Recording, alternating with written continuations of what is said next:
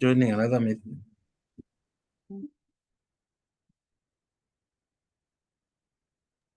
Yes, Diana.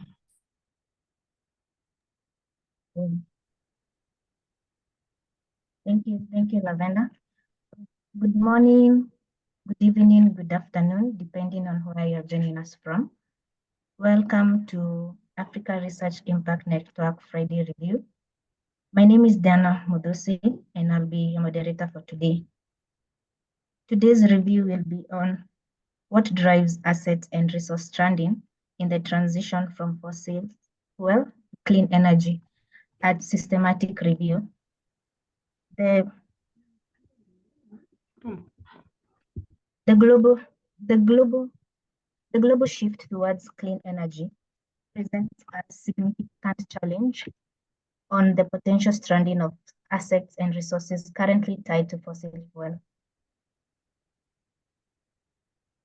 The loss of economic value before the expected lifespan of an asset or the full utilization of a resource raises concerns about economic stability during transition. Despite these concerns, there exists a knowledge gap on the factors driving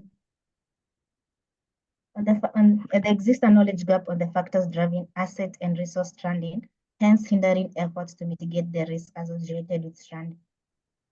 In today's review, the speakers will discuss the 6 drivers of clean energy transition to help us understand the operation on how they contribute to the stranding of fossil fuel assets and resources. The speakers for today's review are Dr. Mary Nantongo and Ms. Gladys Kemitare. I hope I've pronounced their name Gladys. Dr. Mary Nantongo is ARIN's regional focal point person in East Africa. She's also a lecturer in the Department of Economics at Makerere University School of Business. She holds a PhD in Development and Environment Studies and an MSc in Development and Natural Resource Economics. Her research interests include analyzing the socio-economic and environmental impacts of climate change, as well as evaluating policies, programs, and investments related to the environment and climate, particularly their interactions with agriculture, energy, and natural resources. The other speaker for today will be Ms. Gladys, who is also a lecturer in the Department of Applied Economics at Makerere University School of Business. Welcome, Dr. Mary Nantongo and Ms. Gladys Kemitare. We look forward to this insightful presentation. Thank you. Thank you. Thank you so much, Diana, for having us. And thank you, ARIN, for accepting us to present our work on this forum. So I think I've been introduced well. I will just go straight into our presentation for today. And I hope I can be able to share something. So what I will do, we're structuring our presentation this way. I'm going to give a small introduction about the project and what we're doing, what we intend to do.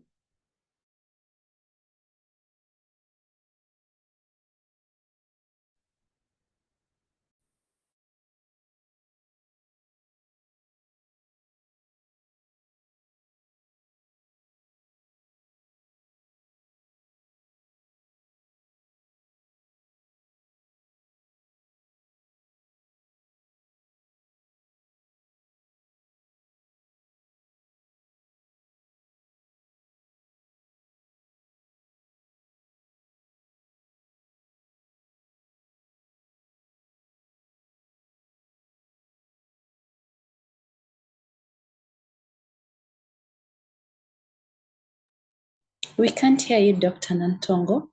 In case you are speaking, we lost you.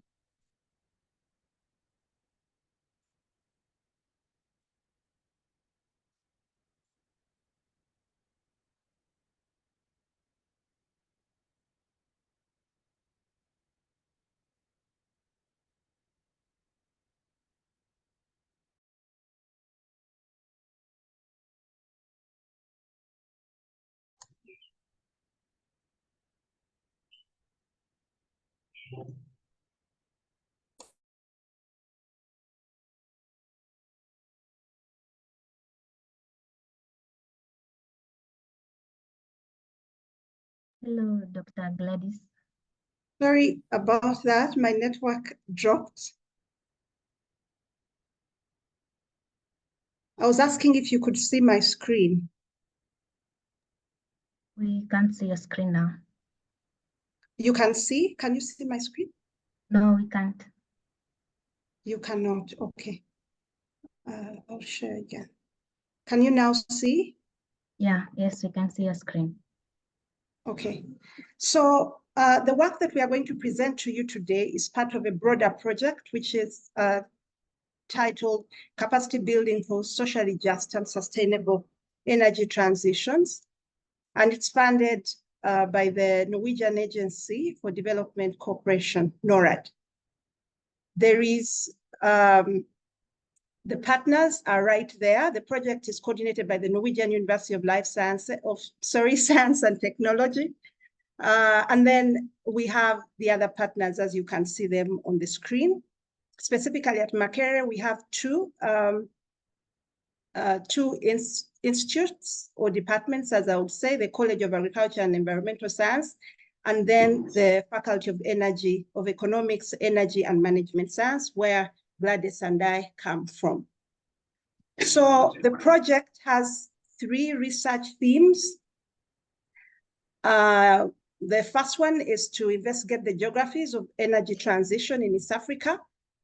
The second is stranded assets and green growth, which is what we are working on. Inclusive engagement in energy transitions, looking at issues of gender participation and justice, and then energy infrastructure, environmental impacts, and changing social practices. So that's basically about this project. And I hope that gives you a background into basically what we are trying to do. So if I might stop sharing my screen and request Gladys to now come in and present the work for today.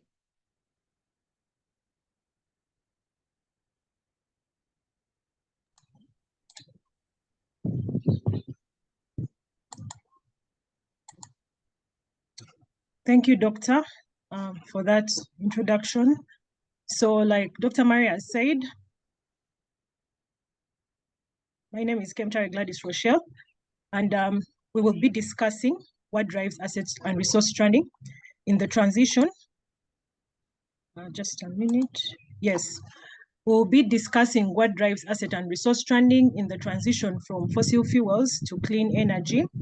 And this paper specifically that we are doing is a systematic literature review.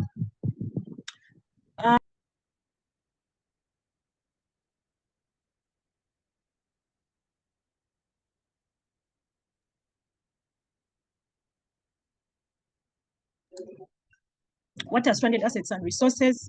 Why should we be concerned about these stranded assets and resources? The stranded assets and resources in the context of the energy transition, the methods, will describe the reviewed studies, the discussion, and then the conclusion. That is our outline. So from, of course, the topic, I know many of you are wondering what are stranded assets and resources. So when you look at the diagram on the left, this is a pipeline, an oil pipeline. And this pipeline, as you can see, is worth more than 100 billion US dollars. Now, this is an investment because we know that every time we are to produce oil, we always have to invest in this oil. For example, we have to construct a refinery, we have to build a pipeline, and we also have to purchase some things like, for example, an oil rig. Now, if this pipeline ends up being abandoned because maybe the resource cannot be produced, then this pipeline ends up stranded. It's what we call a stranded asset. And then when you look in the middle, we have a petroleum refinery that was established in California. However, as you can see it, it's actually abandoned. So this is another example of a stranded asset. And then we also have an oil rig. This is in Namibia, in Africa, that was constructed in the 1960s, but now is no longer in use and therefore stranded. So when we talk about a stranded asset, we are looking at an investment that has been made but prior to its economic life is no longer viable. It's no longer bringing in economic return. In other words, if, for example, I have my resource, oil. For me to produce this resource, I have to put in place a number of things. Like I've said, you have to put in place a pipeline, you have to put in place a refinery if you want to make this oil a better quality. However, if you're not able to get back economic return from this resource and you end up abandoning the different assets that you've invested in, then we say those are stranded assets. And then in terms of the stranded resource, we are looking at the oil itself, assuming that, for example, due to a policy that has been put in place, you cannot extract the oil, you cannot bring it from the ground, and you have to abandon it. Then we call that a stranded resource. Why should we be concerned about stranded assets and stranded resources? So the first reason why we should be concerned about these stranded assets and resources is because they occur in billions of US dollars. When you look at, for example, this table, this is a table from Hansen 2022, and he predicts that between 2020 and 2040, there is likely to be a decline in the value of oil by more than half, and in the value of coal as well by more than half, while the value of gas is likely to decline by almost 40%. So you realize that, another thing that you realize is that these values, the declines usually occur in billions of shillings. For example, when you look at oil is likely to have a decline by 11,640 billion shillings. So as a result, because of these high values, because of these large amounts of money, different stakeholders should be concerned about the stranded assets and resources. And in addition to this, these stranded assets and resources have different effects. For example, to an investor, like we have seen, you lose economic value worth billions of US dollars. And because of that, when you lose this money, it's actually a sunk cost for you as an investor. But when it comes to countries, countries incur different things when they are, for example, producing the oil. If you want to construct, for example, an oil pipeline, you have to be able to get land. And when you get that land, you might end up displacing some of your citizens, and you have to actually compensate them. That is an expense that is incurred. But another expense is training. You realize that if, for example, you want to get this resource, there are already skills that are necessary, and you have to train your different workers to be able to attain these resources, which is also an expense.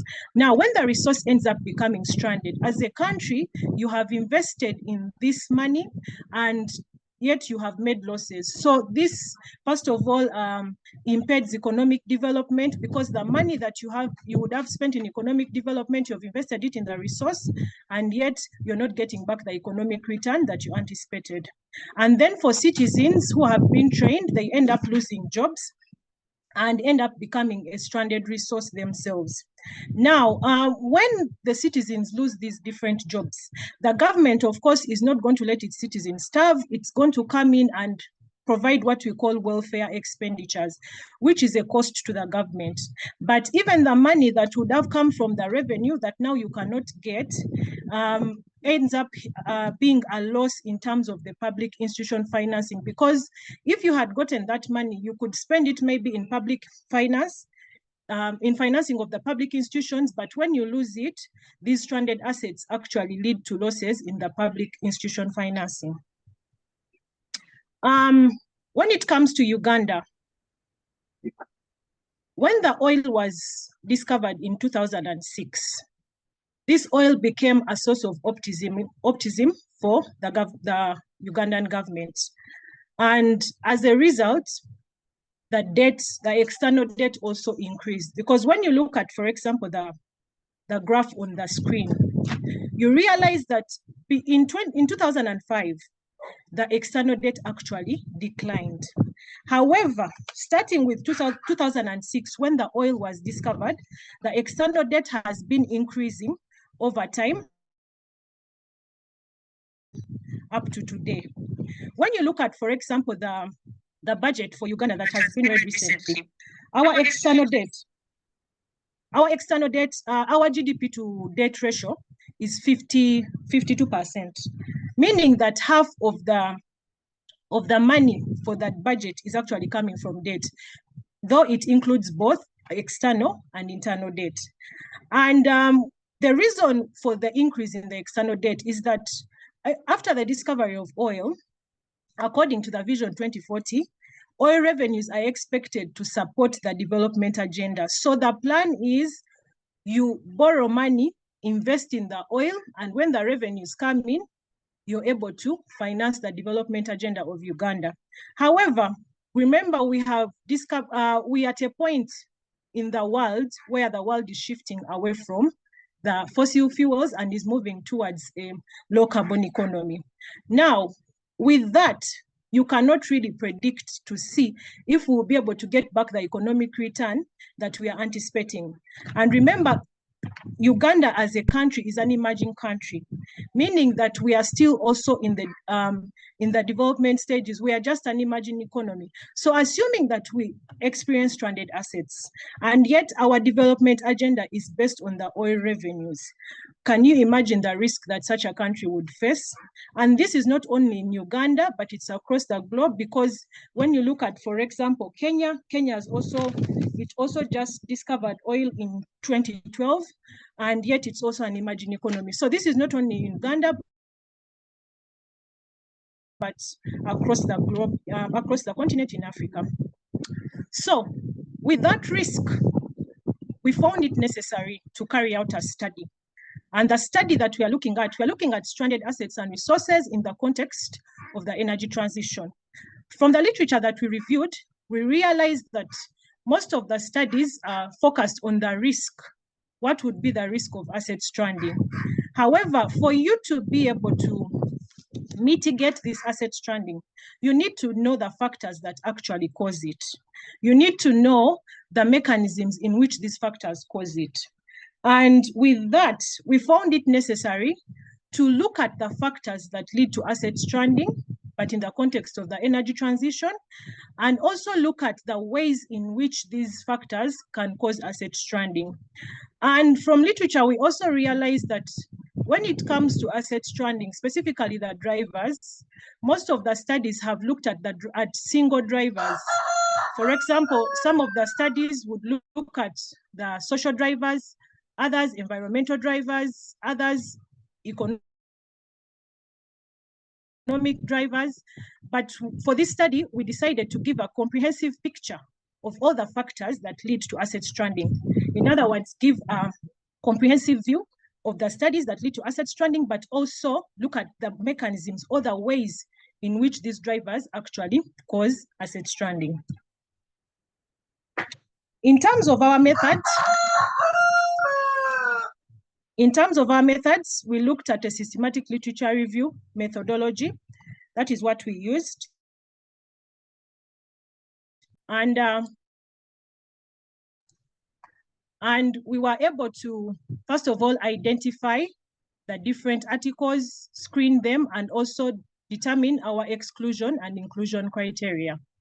And in terms of identification, we were looking at, our main sources of identification were the Science Direct and the Google Scholar.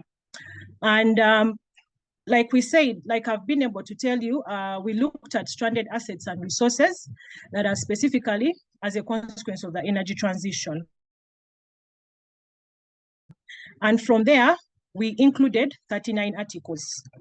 And in terms of our analytical categories, we were looking at the year, the name of the journal or organization in which the article was published.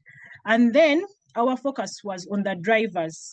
So the drivers, we grouped them according to the policies that cause asset stranding, which we looked at as the institutional factors, the factors that are associated with the environment, which we call the environmental factors, then the factors that come from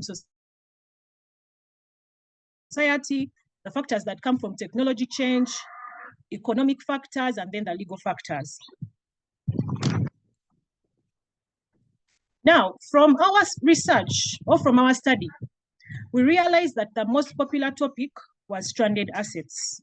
The stranded assets and resources, and then the stranded resources had limited articles. However, the stranded assets were popular. And the stranded assets were popular because when you look at the value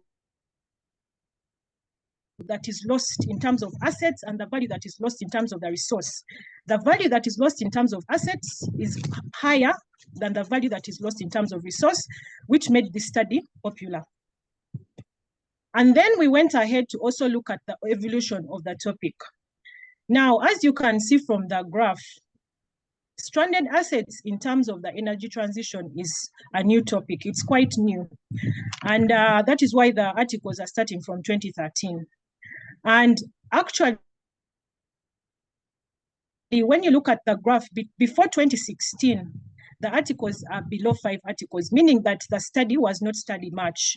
But when you look at from 2016, the articles started to increase, and we notice that actually 2016 is around the time of the Paris Agreement, meaning that this Paris Agreement is an important document in terms of stranded assets, and is also an important document in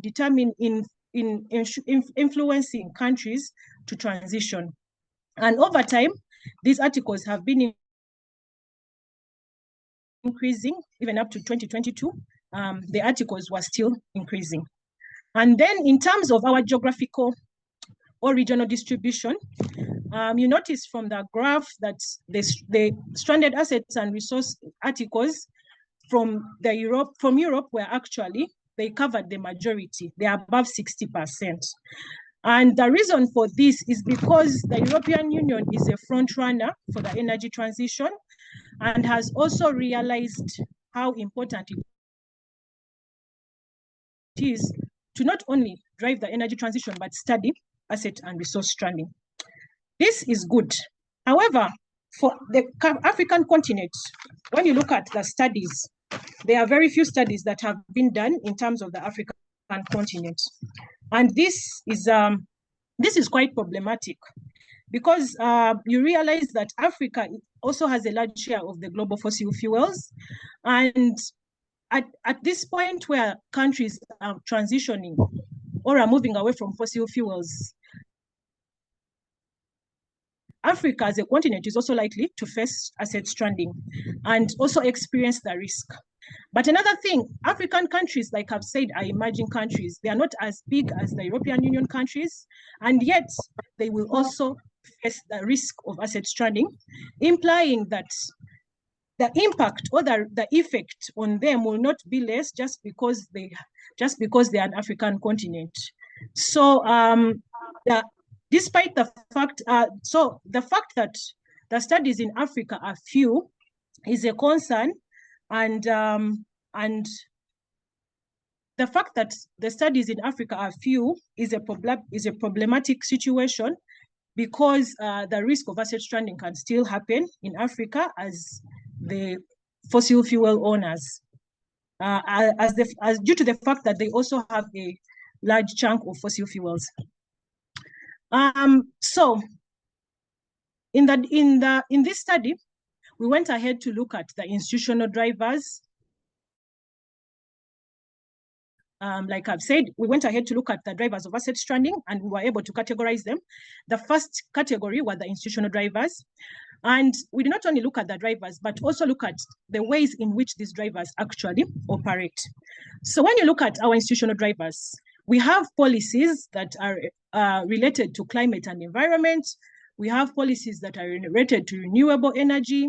We have the carbon pricing policies. We have policies that are related to sustainable development, trade policies, and even the incentive policies. And when it comes to, for example, the institutional drivers, an example of a policy that we can look at is the Paris Agreement. So this Paris Agreement was introduced so that different countries it was introduced so that we can keep the global temperatures below 1.5. And for that to occur, the energy transition has to occur within these different countries. That is one of the requirements. But the second requirement is that 80% of fossil fuels have to remain in the ground. When that happens and 80% of the fossil fuels actually remain in the ground, they are stranded. And another thing about this Paris Agreement is that it influences the different policies across the globe, because we know that with the Paris Agreement, countries are required to hand in their nationally determined contributions.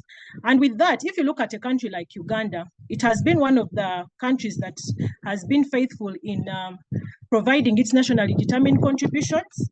And you realize that with the nationally determined contributions, you have to adjust your emissions. You have to make a plan for you to reduce your emissions. Now, with reduction of such emissions, you find that you have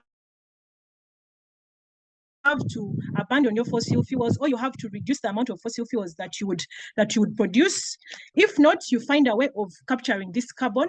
And with the abandonment of these fossil fuels, you find that your resource ends up stranded. And then another example of the institutional driver or the policy is what we call the carbon border adjustment mechanism. So this adjustment mechanism is being carried out in the European Union, whereby the European Union is planning to hinder the amount of carbon products that are entering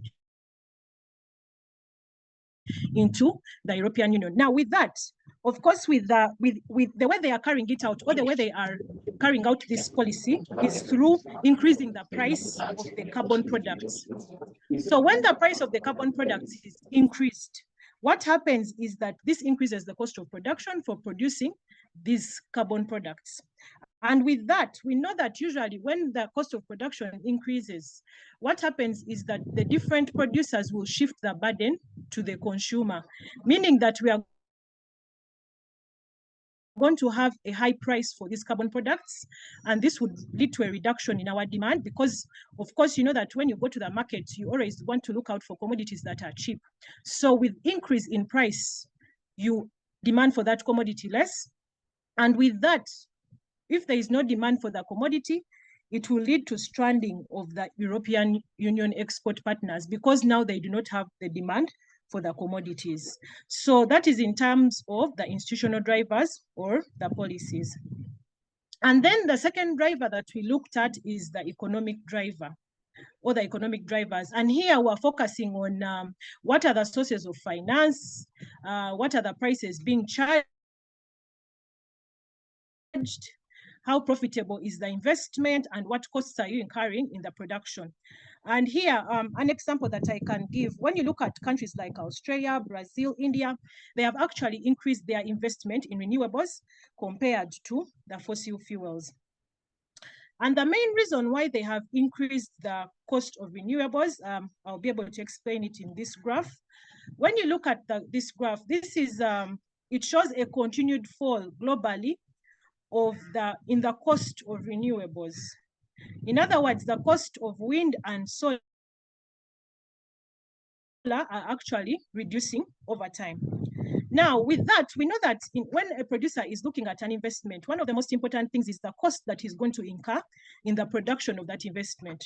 So if, for example, the prices of renewables are declining, if the cost of renewables is declining, what is going to happen is that it's going to encourage the investors to move away from fossil fuels, especially if the costs incurred in fossil fuels are still high, and yet the ones in renewables are low. This encourages the investors to now shift from the fossil fuels to the renewables. And with that, the price of renewables reduces, the demand increases, which at the end of the day will lead to stranding of fossil fuels, because we know that profitability is important for any business. And the profitability depends on the price, it depends on the costs that you're incurring, among other things. So in terms of the economic drivers, when you have a decline in the costs of renewables, that encourages investors to shift to renewables, which can lead to stranding in the fossil fuel sector. Another driver that we looked at is the social driver. And here we're concerned about we're concerned about the civil society, we're concerned about the cultural norms that are changing, we're concerned about the preference for renewables over fossil fuel, electric vehicles, population decrease, among other things. So when it came to, for example, to the social drivers, an example is in Norway. In Norway, a group in the civil society came up and started fighting against fossil fuels. And with that fight, companies that were producing the fossil fuels actually realized that the risk of producing the fossil fuels was becoming higher and higher. And another example in terms of the social driver is what we call the fossil fuel divestment campaigns. This has also happened in Norway, whereby what happened here is that if you're to realize, Norway has one of the world's biggest national wealth fund. And this wealth fund is where they keep money that comes from the different energy resources. So when Norway realized that the risk of investing in the fossil fuels was high, it actually started divesting from investing in the fossil fuels ventures to investing in renewables. And this is what we call the fossil fuel divestment campaign, due to the pressure that came from the civil society, due to the pressure that came from people that were advocating against fossil fuels.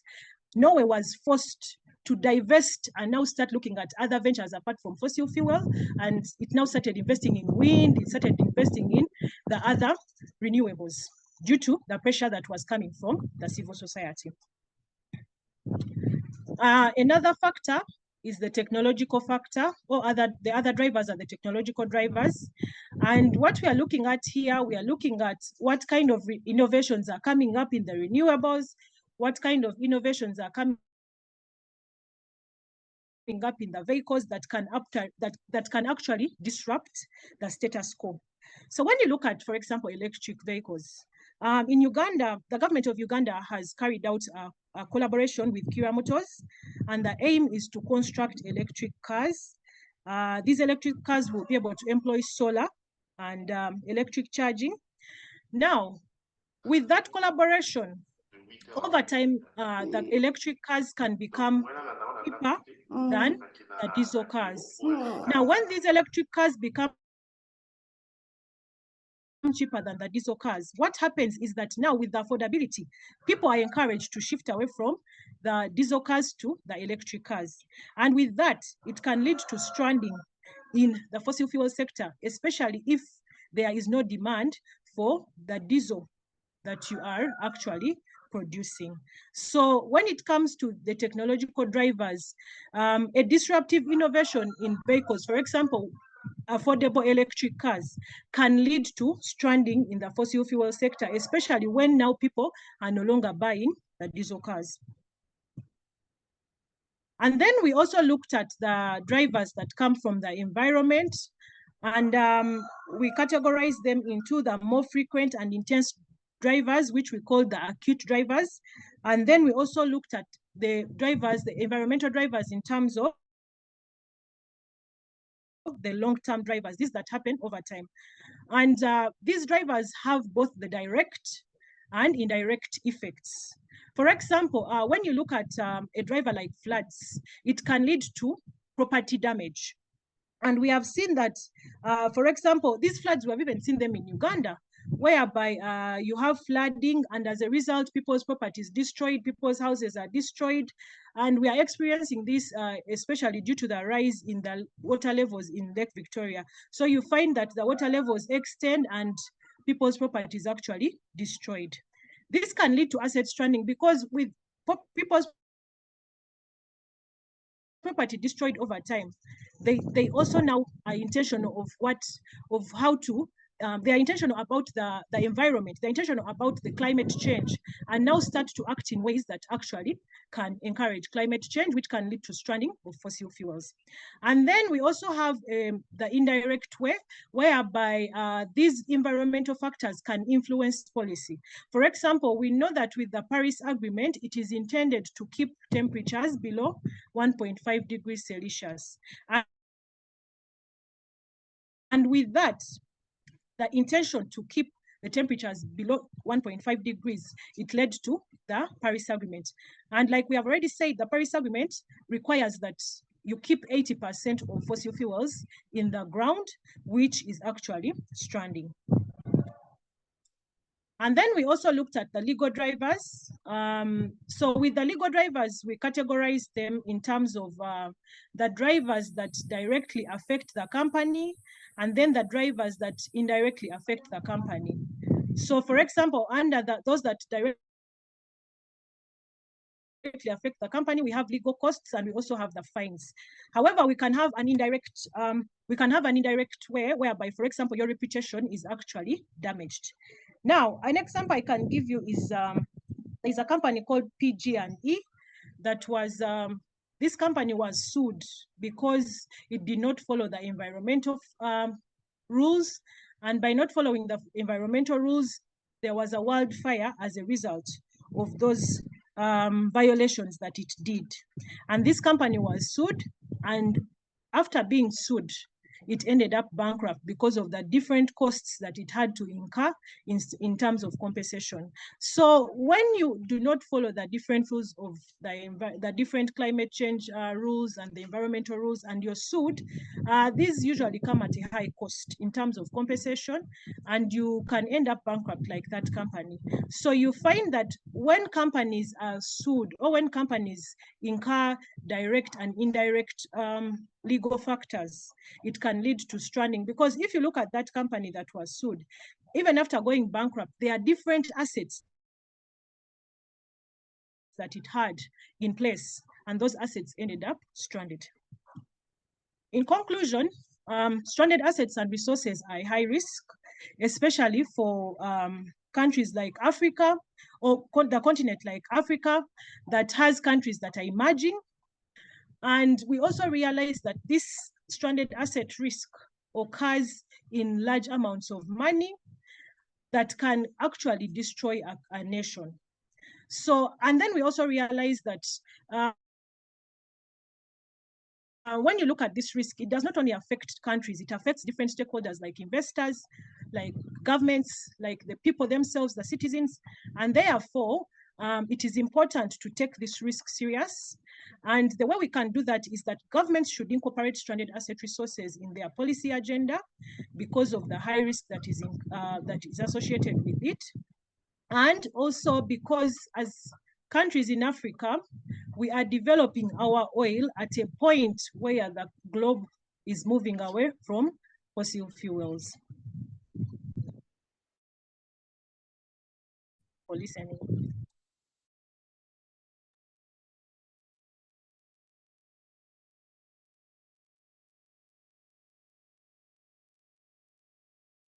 Thank you. Diana, should I come in, or was the moderator supposed to come in first? Okay, Dr. Nantongo, you can share your... Sorry, I cannot hear you clearly. Hello? Yeah, what Hello, did you Dr. say? Oh, I'm saying you can proceed, and then the next session we'll have the Q&A session. Okay, thank you. So may I please request Gladys to go back to that trend graph that I think that was slide 5.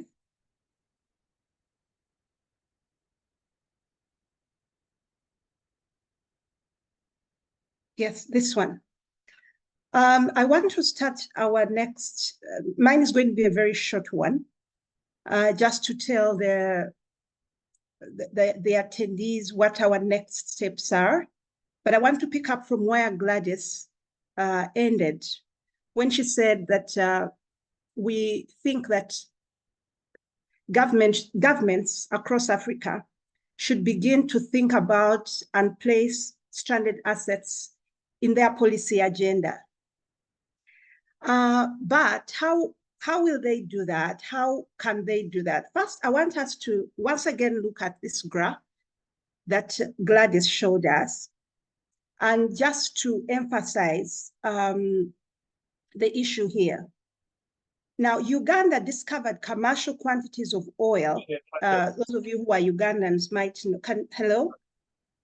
Hello? Okay, I'll proceed then. Uganda discovered commercial quantities of oil in 2006, as you can see. And as soon as we discovered our oil, this is a very, very important thing for people to really understand. When we discovered our oil, you can go back to the policy documents that were written around that time. There was a lot of excitement and optimism. As you can see this quote from the ministry, by the way, this is from the Ministry of Finance and Economic Development of Uganda in 2007, where the ministry was saying that they are expecting that our oil revenues will support our development. So there was a lot of borrowing that took place. And this borrowing has continued until now, where, again, those of you who are from Uganda, you know the debate around our debt. You know, a lot of people are talking about our debt because they think it's unsustainable. But the other thing that they haven't begun to think about is what is this debt hinged on, which is oil revenues, which we are not sure if they will materialize. So now moving from that, Gladys, if you can just stop sharing the screen, then I'll share briefly from my end. Thank you.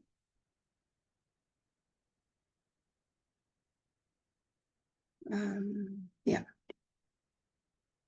So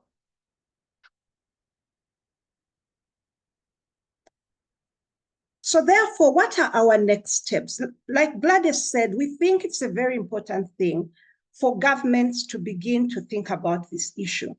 But how will they think about it? They need to understand that it's a problem. Gladys has had quite a number of interactions. Just recently, she interacted with the Minister of Investment, our Minister of Trade and Investment, the Honorable Anite. And basically, also officials from the Petroleum Authority of Uganda. And every time we try to speak with these people, first, they don't want to listen to it. They think that you're like, you're predicting doom on government. You're not, So government, we need to give them evidence of what the problem is. And therefore, what are our next steps? What are we trying to do with this research? One, we want to quantify the risk of the stranding itself, because we think that if government has a certain number, if they can see that this is what we could lose, then perhaps they could begin to think about it. So therefore, in our next steps, we want to, first of all, to estimate the potential of stranded assets and then investigate the risk of stranding. And how will we do that? As you can imagine, the things we are talking about are to happen in the future. So it's very uncertain what would happen, whether, for example, the oil and fossil fuel sector will, become less vibrant or become more vibrant.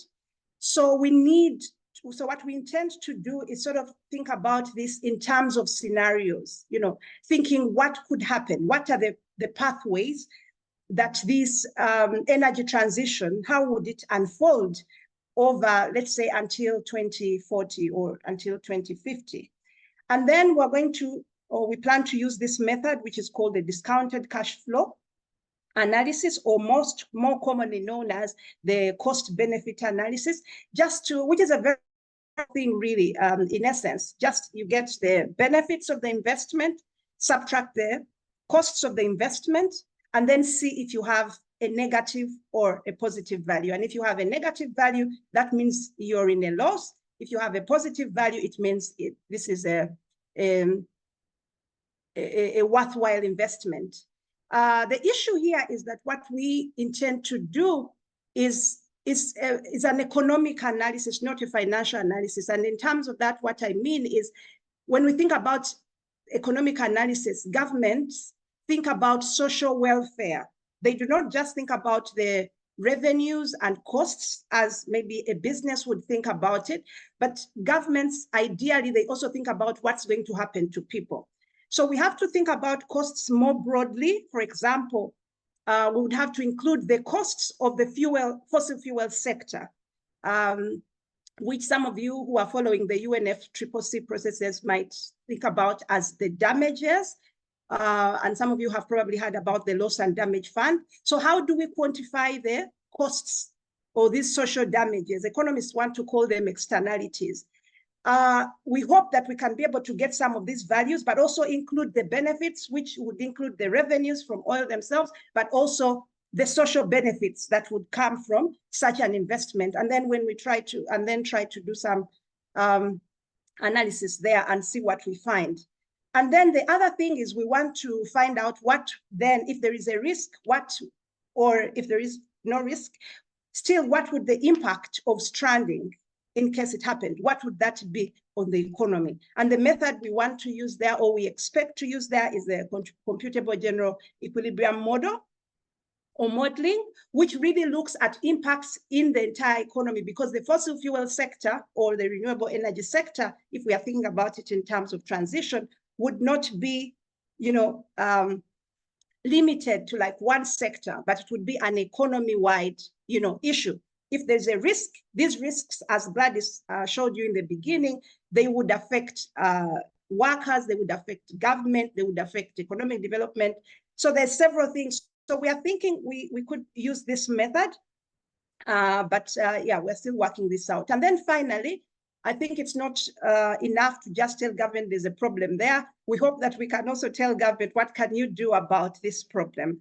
And to do that, we expect to think about what governance frameworks, because one of the things that we saw, as Gladys also has already showed you, is that one of the most important drivers of asset stranding, in fact, are the policies. Before 2015, as you noted from that graph that she showed, before 2015, almost nobody, and that was 2015 was around when the Paris Agreement was enacted, almost nobody was talking about asset stranding. And after 2015, the risk, began to emerge. So policy is a very important factor here that we need to think about. And so we need to do, we hope to do some kind of institutional analysis to see what institutional frameworks can be put in place to try and mitigate this risk of asset stranding. So asset and resource stranding, by the way, sometimes we talk about assets only, but we are talking about both assets and resources. So thank you once again, everybody, for coming, and for the ARIN network for giving us this opportunity to present on this platform. Thank you. Thank you so much, Dr. Mary and Ms. Gladys. That was indeed an insightful presentation. The transition to clean energy is crucial, but also as a transition to just energy, the government should ensure that it's a just transition, that it doesn't impact the livelihoods of people unfairly, but considers the social rights and the economic rights of the local people and the local economies. So now we have reached the Q&A, question and answer sessions. If you have a question today, the speakers, you can kindly raise your virtual arm and we'll unmute you so that you can present your question. Before we start the questions, I have two questions. One is, Ms. Gladys, you mentioned that there's limited research on the stranded assets and resources in Africa. My question would be, what are your recommendations to the energy researchers on their future research on the stranded assets and resources? What would you advise them on what to research on? And also, what is the role of private sector in addressing the stranded assets and resources in Africa brought about by the transition to clean energy? Thank you.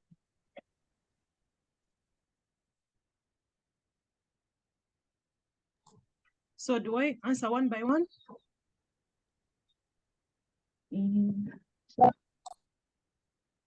can answer one by one, as we also give time for the other participants to address their questions. Thank you.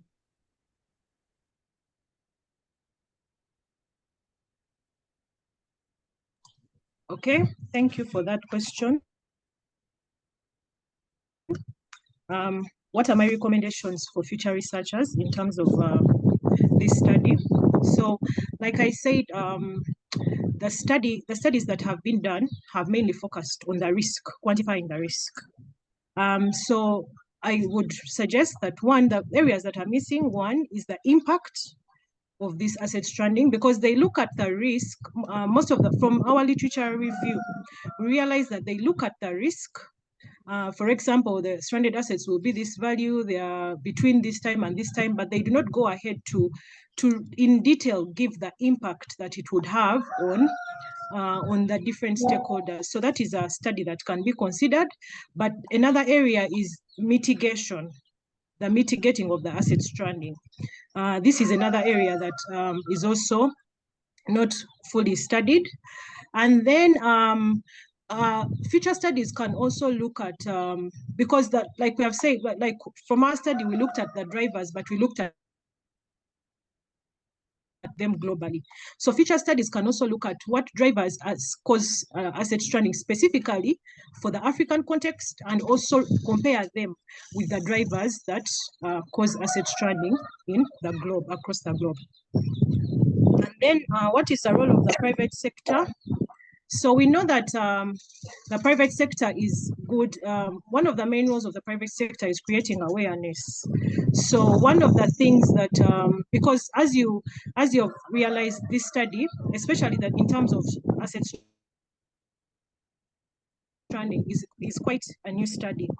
And the truth is that most of the time when we go to present, few people actually have heard of asset stranding. Of course, not that everyone doesn't know, but few people have heard of it. So one of the main roles of the private sector is that it can create awareness by going and educating people about the risk of asset stranding and the roles of these different stakeholders in mitigating asset stranding.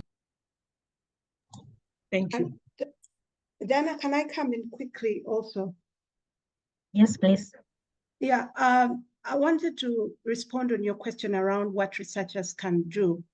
And Gladys has mentioned a few things, so I won't add, but I just wanted to say specifically that one of the reasons we thought it important to present on this forum is to raise this issue among African researchers, that there is a problem here, because as you saw from what Gladys presented, there's hardly anything coming out from our continent around asset stranding. So researchers can look at this issue. There's several things, because there's hardly anything out there really around asset stranding. There is, but not much. So from the drivers, for example, that we showed there, we are all from different fields, so people can look at the same issue from different angles. But I think from the drivers that we have presented, it really shows you a holistic, way of understanding asset stranding. And depending on what your background is, perhaps if you're an economist like Gladys, you look at it, what are the impacts on the economy? What are the risks, But you could be somebody who is doing maybe anthropology. Could you look at, for example, what workers go through when there is asset stranding? We have a huge issue around human resource stranding. For example, in Uganda, we have, in fact, had new programs designed for energy, oil and gas programs. So what happens to these people? What are their perceptions? So it depends really. I think we cannot say very much, this is what you need to study. But from your field and from what we have presented here, you can see that there is a lot of stuff, a lot of things based on what your background is that you can look at. Even an engineer could do something around. Even somebody with in tourism. I'll give you an example. In Hoima, Hoima is a district in Uganda, where most of the investment in oil and gas is going currently. The other thing that has happened there is that there is a lot of private investment in, for example, hotels, restaurants, because there's so many people who come there, workers, you know.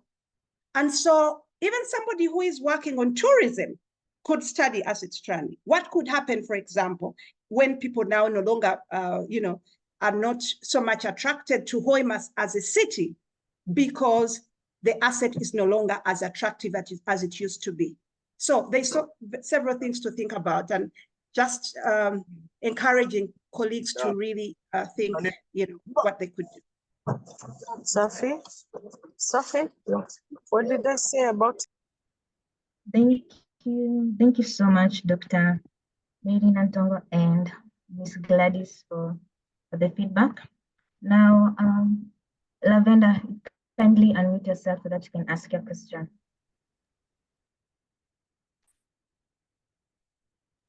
Thank you, Diana, for that opportunity. Thank you, Dr. Nantongo and Gladys, for that insightful presentation. I just have a few comments and questions as well.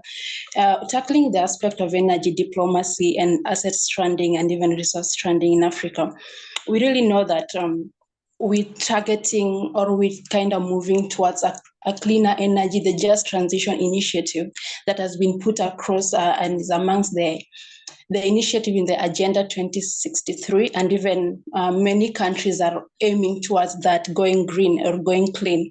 But we also know that the oil and gas industry, they really play a strategic role. They're strategic asset in the energy diplomacy. And these industries, they have the, how can I put it? The energy security and the energy politics in this industry is really picking up. And we have to accept the fact that we don't have the perfect substitute, to replace these minerals, or to replace these fossil fuels while moving to the greener sector, or talking of the e-mobility, the electric vehicles and all those.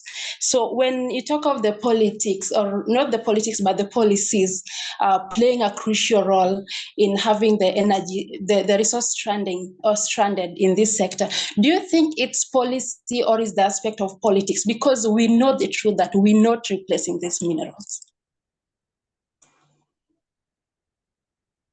I don't know if my question, Yeah, Gladys, do you want to take that? Pardon on the last part. We know that I didn't get the last part. I'm focusing purely on oil and gas industry.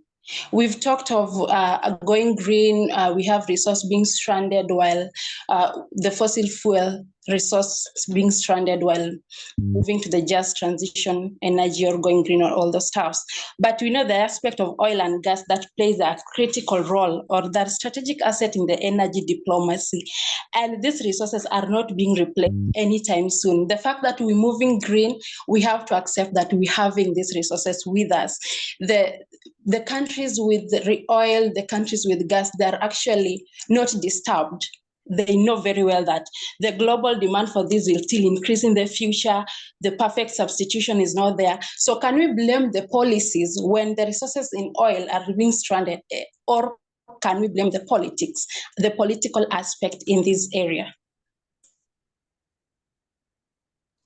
Okay, to respond to your question, first of all, it's important to note that when it comes to oil and gas, when, like, for example, you're looking at the prices, they are determined globally. Yes, as a country, you have the resource, that is important, but most of the things around oil are actually determined globally.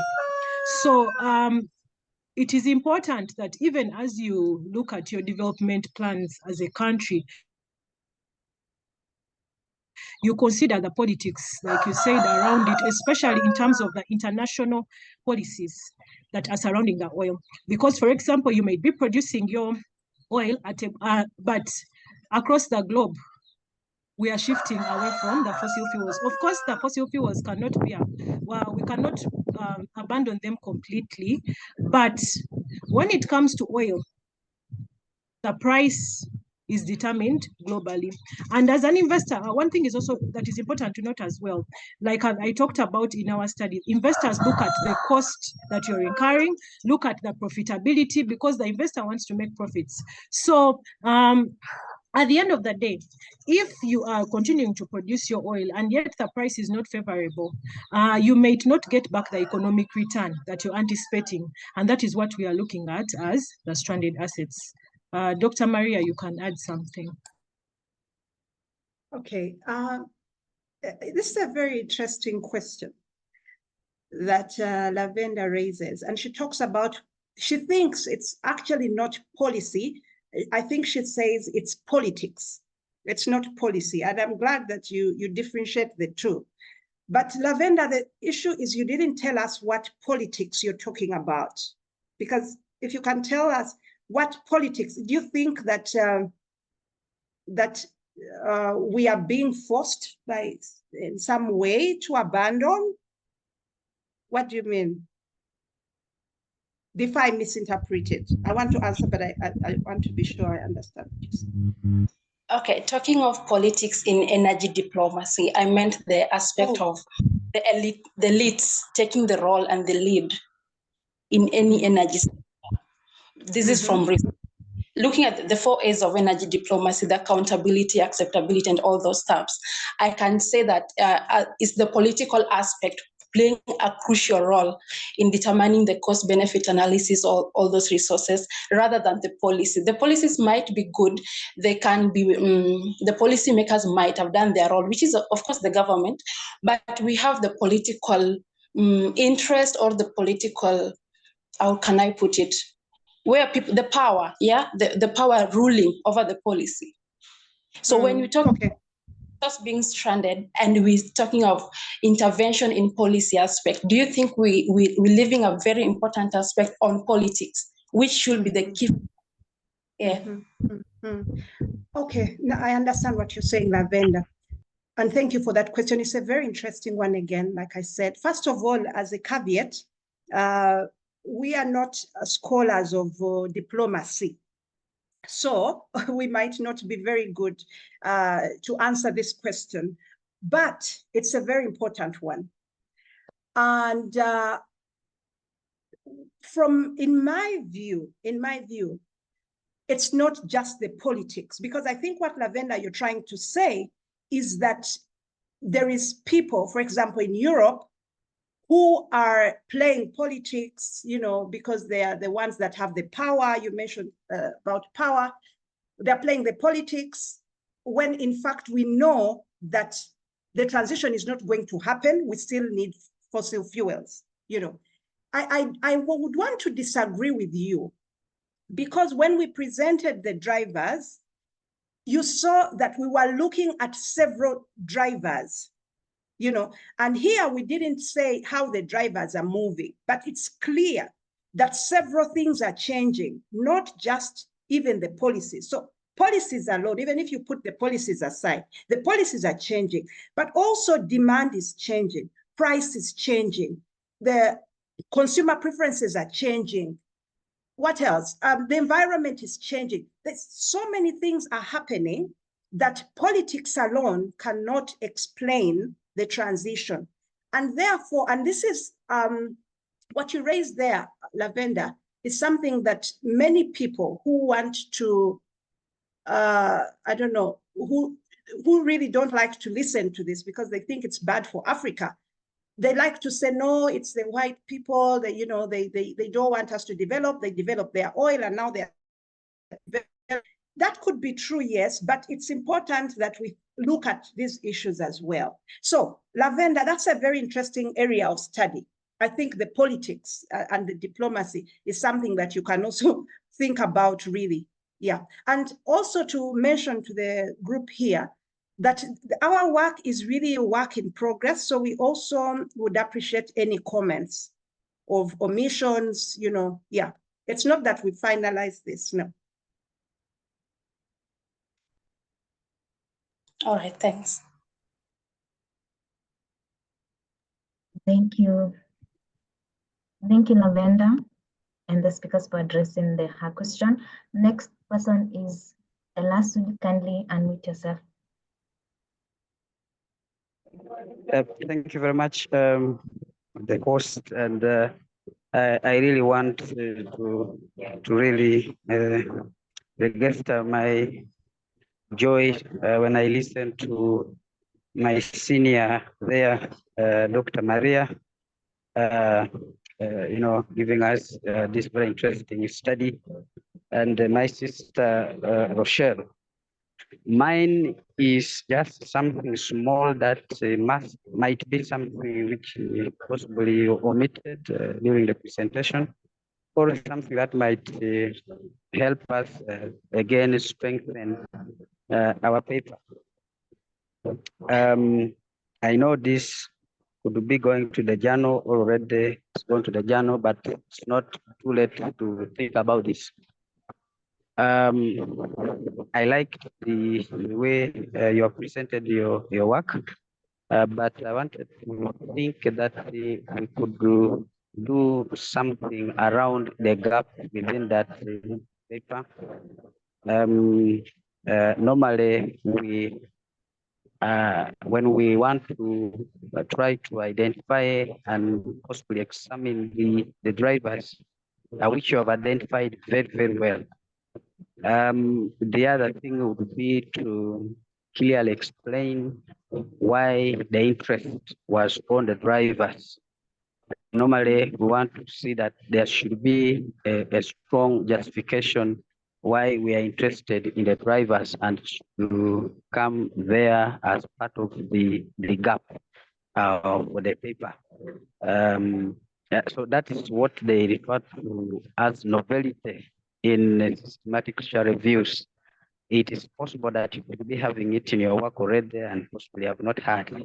In case you have it and I missed to hear it, pardon me. But if you did, if it's not there, you could as well consider putting it there so that we increase the chances of having our paper accepted. Otherwise, I'm very happy. I've learned very many things this afternoon. Thank you very much, Dr. Maria. Thank you very much, my sister Rochelle, and the host.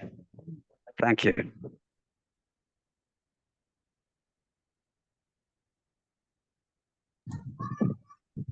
Thank you, Joseph, for the comment.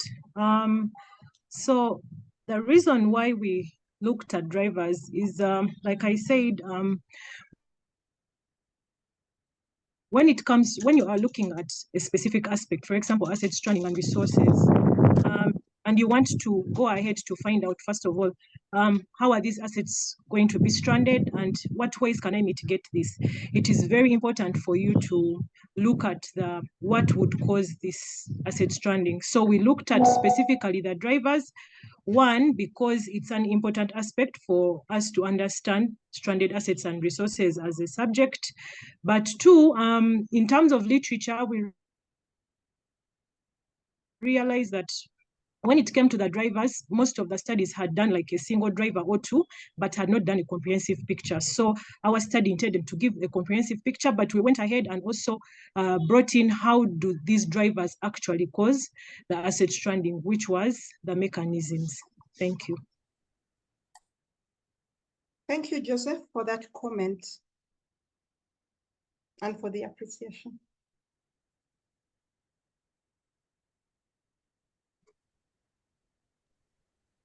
Hello, can I go on? Yeah, yes, please proceed.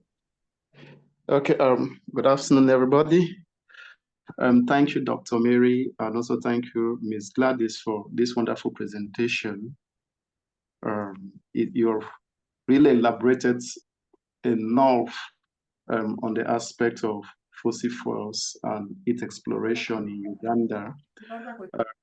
And also from what we are experiencing in Nigeria, I can see that these are two scenarios which Africa is really facing from this research work and from some of the researches that we have seen or also carried out in Nigeria. So there are two similar situations.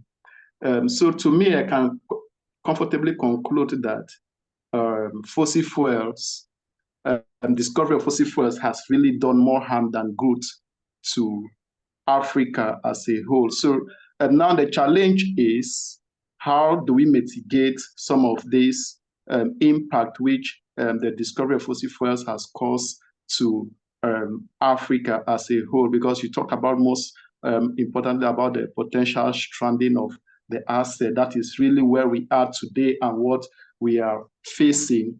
For me, I would like to advise researchers in this aspect to look for possible methods or research for possible methods which we can use to mitigate or reduce the potential of this asset stranding on the environment and also the human populace. This will go a long way in helping the policymakers, because when you want to bring out a policy, there must be a solution that must have been passed out there. So we, the researchers, we are left with the responsibility to look for possible methods on how to mitigate these challenges which the discovery of fossil fuel has caused to the environment and also to the people. So this research has really done a lot. I want to appreciate you. It was an eye-opener for me to also understand the situation of discovery of fossil fuel over there in Uganda, and which I can easily liken it to the same situation here in Nigeria.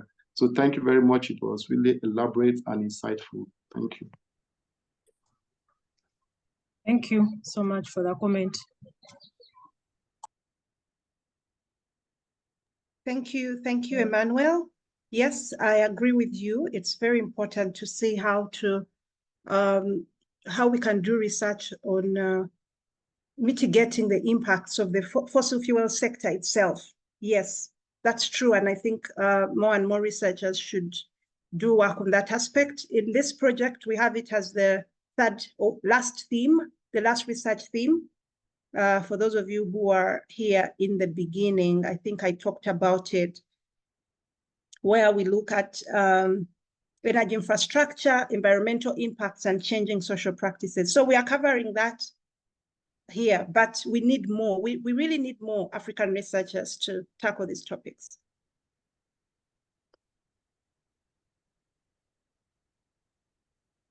Okay, thank you for your questions. I would now welcome Dr. Agebi to give his comments. Thank you. Thank you very much, Dr. Maria and Gladys. This presentation actually has been very interesting and quite a piece where all of us, I believe, have learned quite a lot. And it has really come timely, even as Africa prepares for this just transition, and it is very timely. We really, personally, I've learned quite a lot, that even there is need for future projects to consider the aspect of sustainability in a way that we must consider the political, maybe financial and social sustainability aspects, so that we can make these aspects maybe more impactful. And also, as the project is ongoing, we learn that actually it is also providing evidence so that it can inform maybe policy, and that, as Dr. Maria has said, I've also quite learned something on that.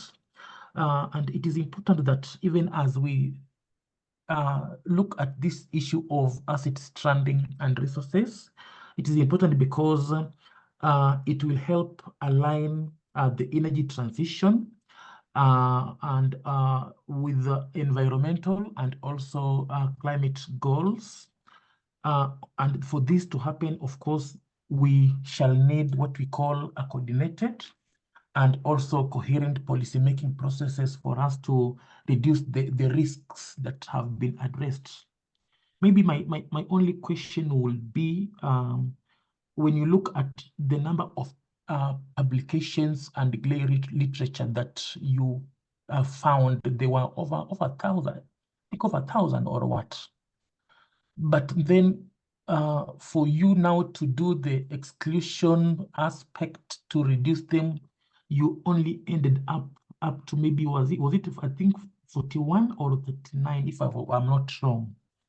do you think then that can really inform maybe the conclusions that you have put across when it comes to asset, the assets and the resources?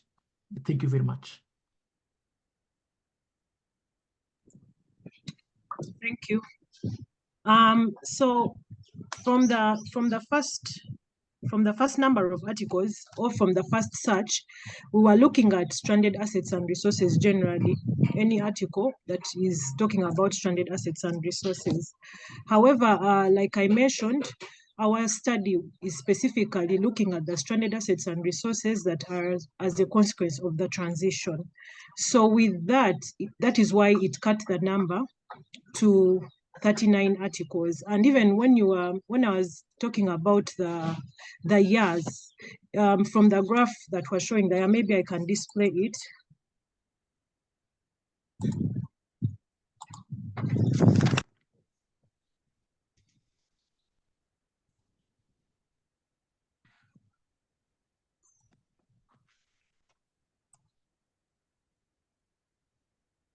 Yes, because even when you look at this graph, the studies that are the studies on asset stranding and resources, specifically those that are a result of the transition, actually started in 2013. And from 2013 up to 2016, there were less than 5 articles. But around the Paris Agreement, that is when the articles in this study actually started to increase. So it's a new area. And that is why you find that we zeroed on the 39 articles, because our area was specifically looking at the stranded assets and resources that are a consequence of the transition. Thank you.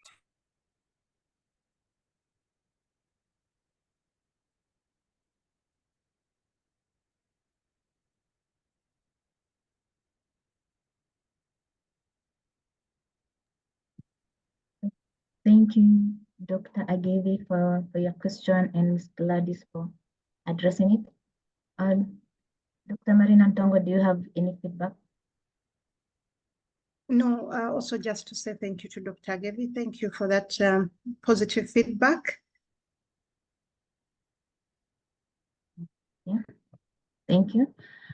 Now I wish to ask if there's anyone else with a question or a comment to the speakers.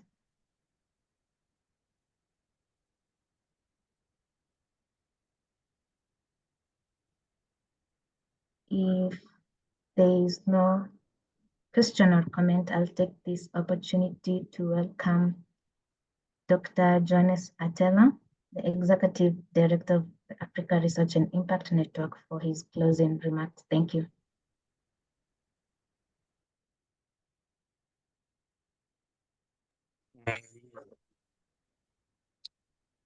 Thank you, Diana.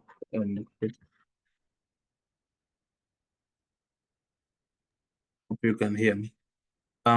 Just to again reiterate that some of the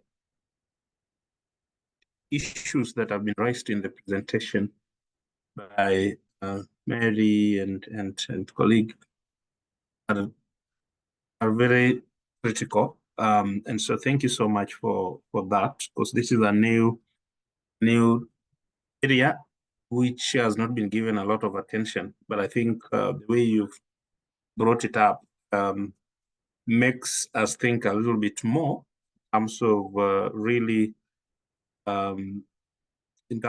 what could be some of the silent issues that are yet to be addressed in the just transition debate. As you are aware that the just transition discourse is taking a very strategic place in the global negotiations in climate change, and I think there is already a just transition committee at the UNFCCC, which is looking at what are the pathways through which just transition can happen, especially for the parties, and in this case the parties are both developed and developing countries.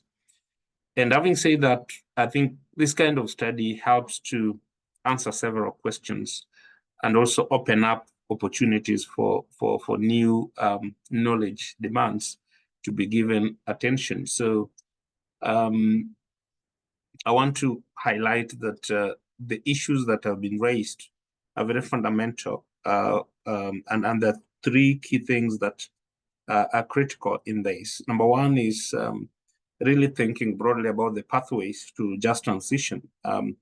We have issues around stranded assets, as you mentioned, but also you have issues around really justice and equity in terms of what just transition, I mean, the transitioning from coal or fossil fuel to renewable energy, what it means with regards to different groups within the society, and how that will structure outcomes in terms of economic well-being of people, social well-being. But there's the other bigger aspect around financing, which is again very critical, and I just want to highlight that this study already shows that the concept of just transition has a lot of perspectives to be taken into account. And if you look at the first point around pathways, so the pathways here include aspects around technological pathways. And the big question in this case is, are there opportunities that some of the structures or the assets that were serving fossil fuel or and clean energy for that matter, that this could also be adopted to support the renewable energy? Or is it a question of doing away with everything when an infrastructure was already there, a technological setup was already there, and because we are transitioning from coal or fossil fuel to clean energy or renewable energy, we have to do away with everything? Is that an option? Or as I've said, is there an option that some of the technologies can be transitioned from, the dirty perspective to be able to offer services to the new sort of generation of energy, which is more focused on clean energy? And many other pathways can exist around that, and it would be good to see those options really in terms of also seeing the fundamental opportunities. Like, again, if we were to allow the continued use of fossil fuels in, for instance, Africa, and try to bring in the debate around development and Africa's right to development, again, reflecting on some work we've done around Africa's right to development in a carbon-constrained world, which is basically trying to address some of these issues. Is it possible that one pathway would be to think about, how to redistribute the socioeconomic benefits from these fossil fuels? Because then we would think that they might lead to rapid growth, rapid industrialization, more jobs, more economic opportunities. And is it possible to bring back these economic opportunities to make an argument that these opportunities can be reinvested, especially in an African context, to support more sort of low carbon or mitigation activities that basically helps to reduce or minimize or manage the amount of greenhouse gases that comes from this technology? That's another pathway. So those pathways to just transition in Africa are actually important and needs to be argued out with additional work. And this work tries to really point to some of those considerations that might be important. The second pathway aspect that I've talked about is the issue around equity. And equity here means, the people and the social issues. And you can look at equity both at the global level, but also at the practical level. At the global level, in the sense that we look at development versus developed countries. Is it justifiable that countries like from Africa have to do away with, with the traditional energies which are associated with rapid growth. Yet we have issues of poverty that are bedeviling us, while countries which have actually been more industrialized are used the same energies to be able to develop. There's the bigger issue around justice and equity there, but also at the practical level, the human implications or the societal welfare implications of the transition, you can really list them. There are many, loss of jobs, increased, new rearrangements in terms of this, green energy agenda, greenwashing, I don't know how you call it. Now we have all this renewable energy around solar, and we have, a lot of, for a lack of a better word, but an influx of cheap technological interventions in the name of clean energy, solar panels, being flooded in the markets of developing countries.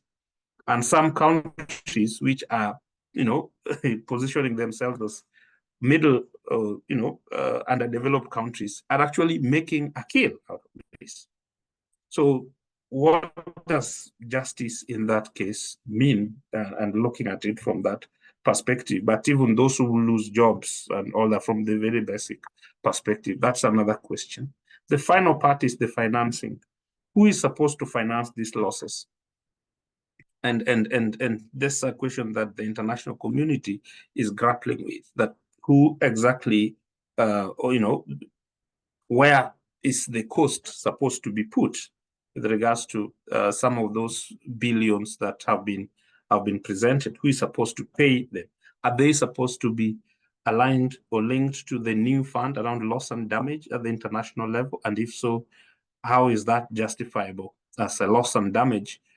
Because it's not a climate impact that caused that, but it's a mitigation kind of intervention. So anyway, I wanted to highlight those so that we see that this study is really very timely and opens up a Pandora's box of key questions that we need to answer at different levels and different spaces. And this debate, I think there is no one answer to it. We need to profile it. We need to continue bringing it out so that people can speak out and the pathways can be better understood. And that is why the project we do, and ARIN, and I think Maria, you're involved in it, the operationalization of just transition in Africa, which is looking at those pathways, needs to come out, very robustly to also present some of these, pathways and complexities that characterize the transition from coal to renewable energies, because it is very fundamental and it's a politically sensitive process. So we need a honest conversation around it. And the more we bring it up from the African perspective, such studies. So I would ask really Maria and the team, really let's make some continued visibility around this kind of study, the questions that needs to be answered, and the ideas or the solutions that need to be put in place in terms of research, but also in terms of the policy intervention. I will stop there and say thank you so much, everyone who has been part of this discussion. Thanks. Back to you, Diana, if you're still there. Thank you so much, Dr. Janice Atela, for your closing remarks. Now, before we end this session, I would like to request all the participants to visit Africa Research and Impact Network website. I'm able to, on LinkedIn and Twitter, to be able to look at the various projects that are being undertaken by this organization. And also, we have a project called Operationalizing Just Transition in Africa project that will be having a hybrid learning and exchange forum on accessing African countries' NDC's priorities and implementation gaps in relation to renewable energy that will be happening on 28th June from 2 p.m. Eastern time. Lavenda, would you like to kindly add on that forum? Okay, Diana. First of all, thanks everyone for joining this meeting. We already passed time, but just a quick announcement. Next week, same time, we won't be having the reviews as we do.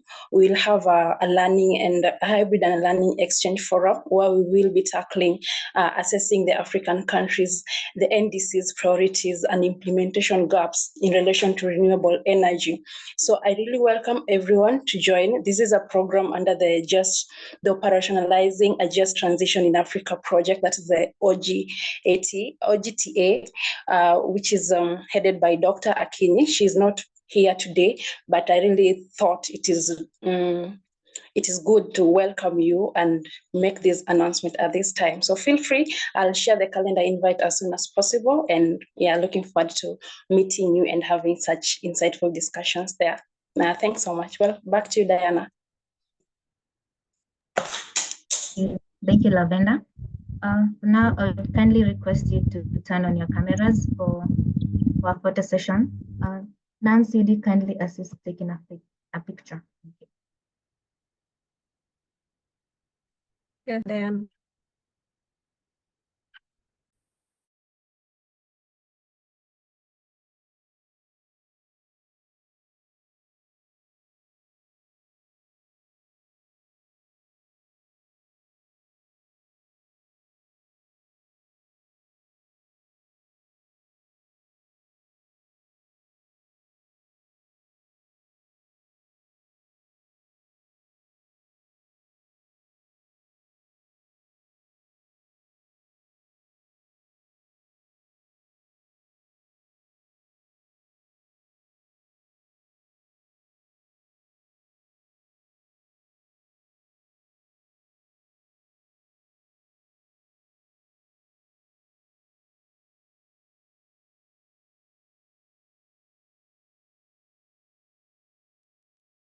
That's that, Diane.